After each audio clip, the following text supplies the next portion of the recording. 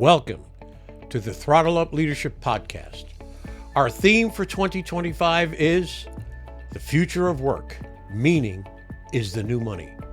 In a world shaped by rapid innovation and constant change, the pursuit of purpose and impact has never been more important. I'm Dr. John Dentico, your host, bringing over 30 years of experience in leadership, strategic thinking, and purpose-driven innovation. Here, we tackle the pressing challenges of our time, from the rise of artificial intelligence to the growing need for meaning in the workplace. Together, we'll uncover how leaders can ethically integrate AI to enhance decision-making and keep humanity at the heart of their organizations. Remember, amidst all the technological advancements, in the end, it's always about the people. This podcast is your resource for actionable tools, thought-provoking discussions, and inspiring stories. It's time to go beyond leadership development and focus on leadership impact, creating workplaces where people thrive, innovation flourishes, and meaning truly becomes the new currency. Thank you for joining me on this journey. Now, let's throttle up and dive into today's episode. Hello again and welcome to the Throttle Up Leadership Podcast. It's me, Dr. John Dentico, your host. With me today is Jason Hennessey, an entrepreneur, internationally recognized search engine optimization expert, author, speaker, podcast host, and business coach. Since 2001, Jason has been reverse engineering the Google algorithm as a self-taught student and practitioner of SEO and search marketing. Jason's expertise has fueled the growth and successful sale of multiple businesses, starting with a pioneering .com venture in the wedding industry. Serving as the CEO of Hennessey Digital since 2015, Jason's leadership has transformed a modest consultancy into a thriving $20 million agency, earning a place on the prestigious Inc. 5,000 list for 5 consecutive years, including 2023. He is also the author of 2 Amazon bestsellers, Law Firm SEO, and his latest work titled Honest SEO. As a sought-after keynote speaker and a frequent guest on podcasts and webinars, Jason shares his wealth of knowledge. He contributes as a columnist to respected publications such as the Washington Post and is a regular contributor to Forbes, Entrepreneur, Inc. Jason's accomplishments extend to being honored with the Gold Titan Business Award in the entrepreneurship, branding, advertising, and marketing category, as well as being recognized as a National Law Review go-to thought leader.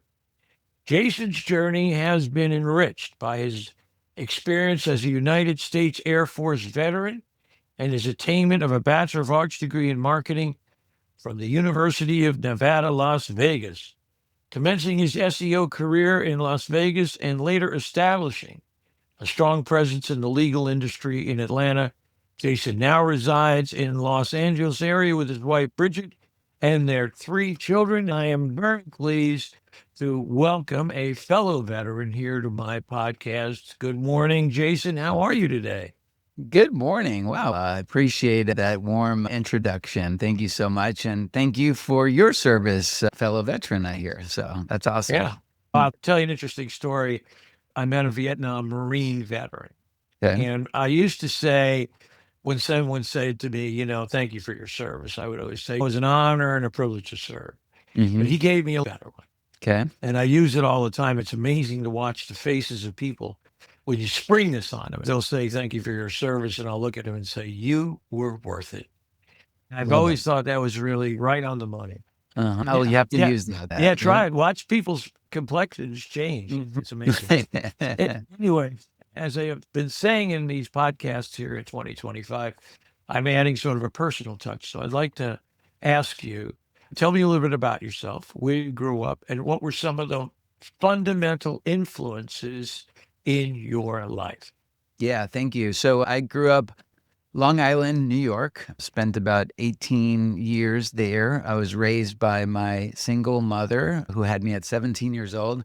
And my grandpa was a custodian at a local high school, and my grandmother made bathing suits. My grandparents and my mom instilled good traditional values, not coming from a lot of money, gave me the drive to be successful in life.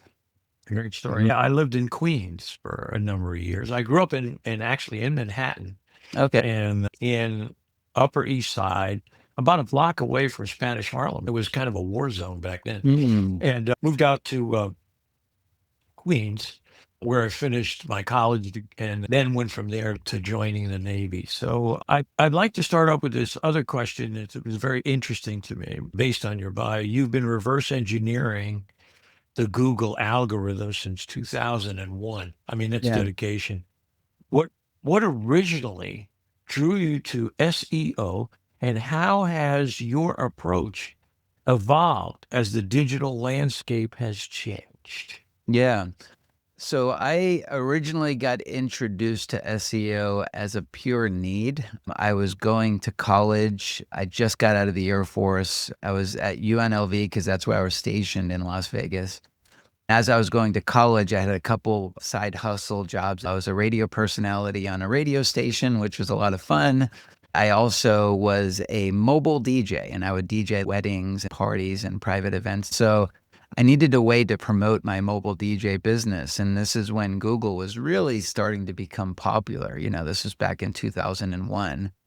And so I hired a web developer to build me a website for my mobile DJ business. After I built it, nobody was coming to the website. I thought, if you build it, they will come. That wasn't the case. My web developer quickly told me that SEO was not his skill set. That was something completely different. I'm like, what is SEO? At that point, I'm like, I guess I'm going to have to figure this out on my own. I bought a book. I read it front to back twice, and I started to practice it. That need turned into an interest, which then turned into a passion, which later on turned into an obsession. For the past 24 years, I've been immersed in that field. You mentioned earlier in the episode, I wrote a couple books on the subject. I speak all over the world on the subject. And as far as how has it evolved over the years, I think the core principles are always the same. When somebody goes to Google and they do a Google search, you want to just have a piece of content that satisfies the intent of what people are searching for. And it's your job to make your content better than those that are already currently ranking for that particular query. And there's so much nuances to it that we can probably spend four days talking about that algorithm, but the core principles have stayed the same over the past 20 years. Yeah, I would imagine with the hyper development of artificial intelligence, that's also affecting how people come to the marketplace in SEO and how to arrange the information or create the information in such a way that it plays to the AI elements of SEO. I'd love to get your thoughts on that. Yeah. So AI is one of those things that we're in the first inning of. I think today is the absolute worst that AI will be. It's only going to get better moving forward. You have to look at it as either a threat or an opportunity. Some see it as a threat and they're not welcoming change. Others see it as an opportunity and live in a world of abundance. We choose to live in that world of abundance. AI principles rely on best practice SEO. You can tell by doing searches on Google where you start seeing the AI overview, or on Google's Gemini AI tool, or if you use ChatGPT or Claude or any one of these different tools, they're pulling data from the same places that Google's pulling the data, right? And they're pulling it from websites. That's where the information is coming from. And so when you practice best practice SEO, you have a greater chance of showing up on a lot of these different chat solutions. Interesting. Yeah, I think, the old TBD, right? To be determined. I mean, because it seems like every 6 hours, there's a new change in the AI world. I had a wonderful guest on not too long ago named Nuri Kankari, and Nuri is a vice president at Intel and has been involved with AI for 20 years. Yeah. And I asked him, when is artificial general intelligence going to be here? And he said, summer 2026. It'll probably be in the laboratory. It may not be distributed full on yet, but it's very interesting. And again, this is incredible. It's absolutely beyond anyone's comprehension. Just trying to stay up with it is overwhelming, as I'm sure you're finding as well. Let me ask you this question. You've built and sold multiple businesses, including one in the legal marketing space. What did you learn from scaling Hennessey Digital into a $20 million agency that others can apply to their own growth journey? So many lessons along my journey. If I had to pinpoint one to vocalize on this podcast, I would say try to find a coach or a mentor that has already lived the life you are aspiring to live, right? You know, as with everything, if you want to be a better baseball player, you get a coach. If you want to get better scores on an SAT, go get an SAT coach, right? No different with business, right? If you're in the $1 million mark and you're trying to get to 5 million, go find a coach that has built a $5 million company, maybe in the same niche you are in. So that was instrumental to me when we got to about 5 million. I ended up getting a coach, and my coach is still my coach today. And now we're at over 20. So that's number one. And then the second one would be the art of delegation. You truly have to monitor your time and see what is your zone of genius, just doing that with your time and delegating everything else to people that are probably better suited to do those tasks. Yeah, I would agree. In terms of my own work, I will tell you that I'm now embarking on a revised journey, a new journey, introducing the Throttle Up Leadership Operating System. So as we get into the world of AI, that is going to have such a devastating effect on how we view leadership and what that really entails. Yeah. The models that we have now, for example, that are remnants of the old industrial era, can't keep up with the rate of rapid change. So I would agree. I think get a coach, and two, delegation is going to have to be more than just delegation. I think it's going to have to be this collaborative environment where people are given the opportunity to accelerate ahead. Certainly with senior people in the organization being mindful of that, no question. But at the same time, in order just to stay up, never mind get ahead, it's going to require everybody involved bringing what they've got all the time, every day. So it's going to be very interesting to see how that all works itself out. 100%. Any reflection on that? Go ahead. Another thing, just as a side note for your listeners, I did an executive MBA at Stanford last year, and somebody was talking about AI and the power of AI. And one of the tips that they shared blew my mind. He was sharing this AI bot he wrote where he has a board of advisors. His board includes Steve Jobs, Walt Disney, Albert Einstein. With AI, you could basically have a board of advisors of people that are living and people you respect that might not be living at this point. And so it's just really powerful to ask a question and to get, Steve Jobs' advice and this person's advice. So anyway, that's the power of AI. Brilliant. I mean, it really is. If you stop and think about it, it's brilliant. Let me ask you this question, because I looked up your book on Amazon. Yeah. And you've got rave reviews, no question about it. Honest SEO has gotten wonderful reviews. But there was one comment that caught my attention, and I just wanted to run that to ground with you. Sure. Do you believe an individual can, as you did, take honest SEO, read it, learn it, and implement the key points of it? Or do they really need an SEO group of experts to implement that strategy? Good question. So I wrote the book so that you can take over 20 years of practical knowledge and actually apply it yourself without having to hire me. A lot of times people use books as a lead funnel to help generate sales. I believe in the world of abundance by giving back and writing the book so that people can read it, thoroughly understand something complex, and begin to take action and execute it. That's a win for me. That's how I wrote the book. We're going to do two things. A, you have time to invest to applying all of what you learned to begin to execute the strategy.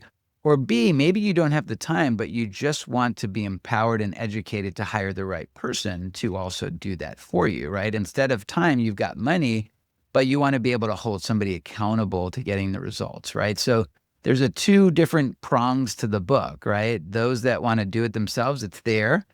And those that want to hire somebody but not get taken advantage of, because in the world of SEO, there's a lot of snake oil salespeople that, overpromise, underdeliver, and it gives people a bad taste in their mouth. I just wanted to set the record straight and have people feeling educated and empowered. Very good comments. It reminds me, that's how I wrote my book. I don't know if people would say, as a tech manual. You could create your own storybooks. And this is how you do strategic thinking. All these practical, practice-oriented things. But what it reminds me of when you were talking about understanding the nuts and bolts, if you will, of how SEO works. Sure. It reminds me so much of car repairs. You may not want to do the repair. Maybe you don't have the equipment, but you want to know what they're trying to do to your automobile. In terms of fixing. I'm a big DIY guy. I'm a nuts and bolts DIY guy. So when I have a car repair, I go, yeah, I know how this is. Tell me what you're going to do. Tell me how this is going to work. And then I can make a determination. Nah, this doesn't sound right. Nah, I wouldn't do that. Or say, yeah, I'm on the same page. So I get it. I mean, that's a wonderful way of creating a book. And I agree too. I think the more you give, the more you get. That's right. And I think that's a great philosophy. I want to ask you this veteran question. You're an Air Force veteran. How did your military experience shape your mindset as an entrepreneur and leader in such a fast-paced, ever-changing industry? Yeah, good question. So I think there's no more structure in the world than in the U.S. military. Having that type of discipline and structure gave me a guiding principle on how a business should be set up and run. That's point number one. Point number two, the military does a great job of public recognition. People walk around with their medals, their rank, there's respect. You salute those ranking higher than you if they're an officer and they've earned it. A lot of those principles have been passed on through different iterations of my company as we grew, recognizing people for positive contributions that they make. And so it's just been an enormous value looking back in hindsight on, the time that I actually did spend in the military and what it has helped me over the years. How it has helped. Yeah, you're absolutely right. Structure is important. You got to have structure, and there's no question about it. But it's sort of like a baseball field, right? We have lines on the field. We have rules. We have umpires. But still today, you can see some of the most creative things done on a structured field. Sure. And I think that, to me, is one of the things I learned in the military. You can be as creative as you want to be, but there are guardrails, certain things that you have to abide by. But you can create and try to overcome obstacles in a much more creative way. So That's right. I'm with you on that. I absolutely agree. You recently opened Hennessey Studios in Hollywood. What inspired the move into content production? And how do you see podcasting and video content complementing SEO in today's marketing strategy? Yeah. So truthfully, we moved out to LA when my 10-year-old son wanted to become an actor. That was the whole reason why we ended up coming out to LA. He's now going to be 21. He goes to college at the University of Oregon. When we first got out here, he would get an audition for a show like Stranger Things. He would sit up in his room for 4 days studying his lines, and then go to deliver that in front of a group of adult casting people. He would come out of that feeling great and then not hear a word back. That's how it's a business, right? I got tired of that and I'm like, screw this. Instead of trying to get a seat at somebody else's table, we're going to create our own table. And so we're going to give you a seat at our own table.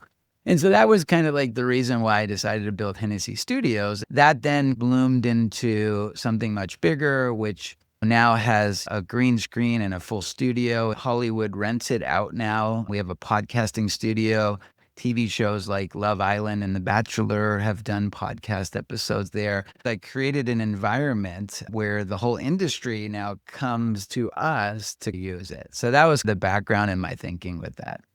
If it's not there, you're not getting the kind of response you want. Just create your own. Create your own. Yeah. Create your own and move through it. I want to ask you this. Your book, I have to tell you, I thought that was such an interesting take. Yeah. Your book, Law Firm SEO. Uh-huh. What makes SEO so critical for law firms? And what's the biggest mistake you see firms making today? For years, attorneys never advertised. That was considered bad taste. And now it's billboards everywhere. I'd love to get your perspective on the law and SEO and marketing. Yeah. So that was basically like that until about 1976.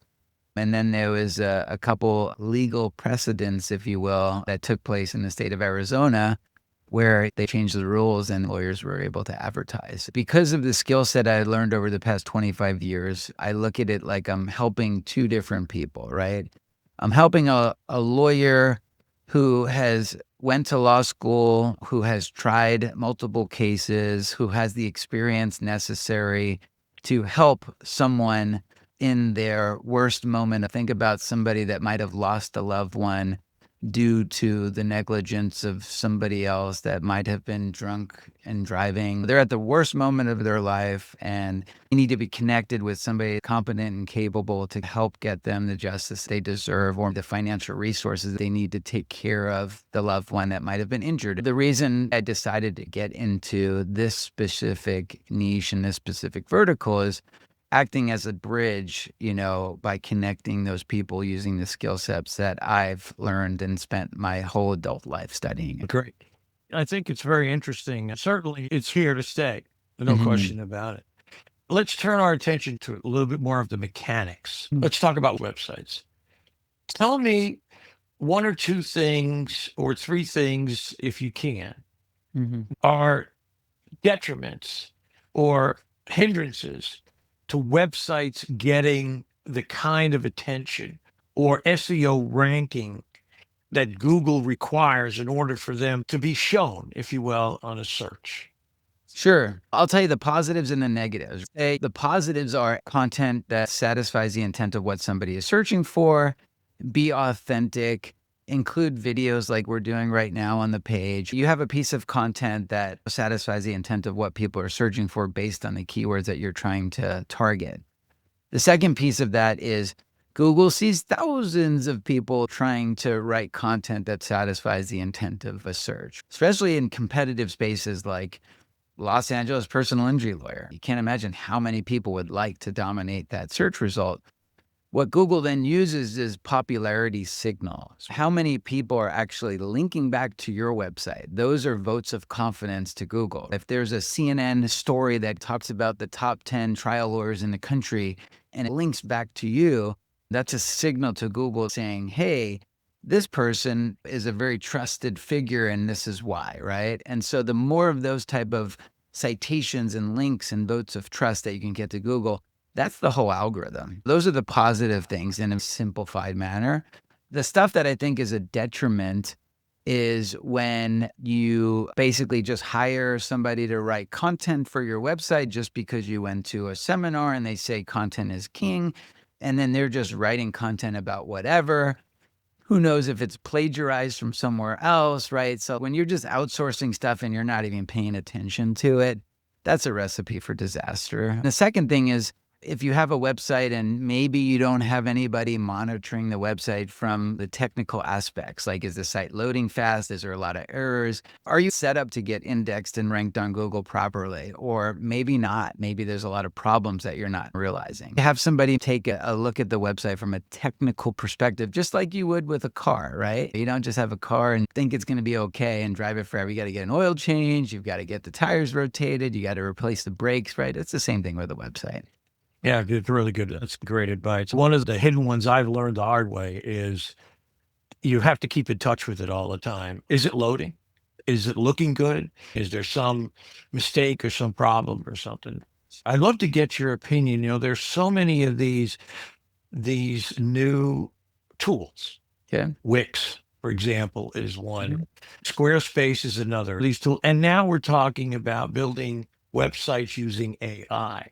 That's the new thing that's coming on very quickly.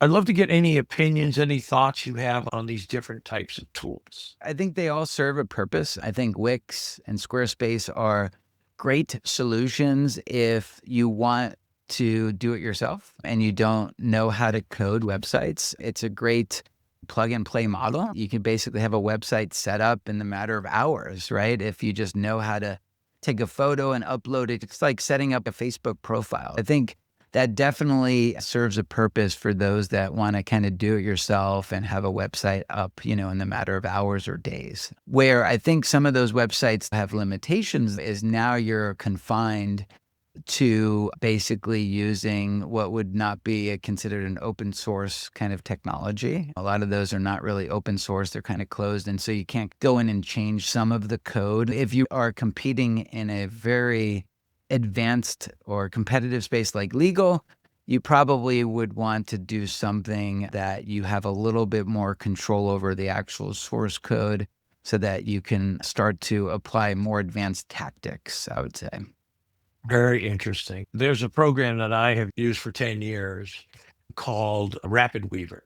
It's a Mac-based program that's supposed to be fairly easy, but it's still a bit of difficulty. It's really made for, as you say, an advanced type of business that's looking to compete on so many different levels with so many different capabilities and uploads assigned to it. So let me ask you this. We're getting close to the end here, and I'd like to ask you this question, and then we can see where this takes us. Looking forward, what excites you most about the future of SEO, AI, and digital entrepreneurship? And where should ambitious professionals focus their attention in the next 2 to 3 years? Yeah. So I would say in this new world of AI, it's very easy to not be authentic. I would say leverage AI to help accelerate and make you more efficient and effective, but don't let AI completely replace you. And so, I'm seeing a lot of that where there's a lot of people that aren't being authentic online. They're using AI to write inspirational messages without any real story behind it, or they're using AI to make them speak a different language where it looks like they are the person that's actually speaking the language. I think that's all great, that technology can do that, but it all comes down to being an authentic human being, because we are human beings and we like connection with each other. Yeah, I agree. No matter what technology comes along, it's always about the people. I can't tell you how many times I've had several guests, in fact, a woman colleague of mine who builds websites. Her message always is the same as yours. Be authentic, be true to who you are and what you bring to the table. That's what people are looking for. I truly appreciate it. Jason, this has been a wonderful chat. I really appreciate your time. It made me think a lot about SEO. I am, to be honest, in the middle of doing a complete rebuild of my website as well. I'm moving it to a Wix base because it's simpler, easier for me to maintain. I do have help in that. Getting it formalized so I can add sections to it as they come online. But it makes so much sense to me. So listen, man, thank you so very much for your time. I wish you and your family all the future success you can handle and the company as well. Thank you for being on the podcast. Appreciate it so very much. Thank you, John, for having me.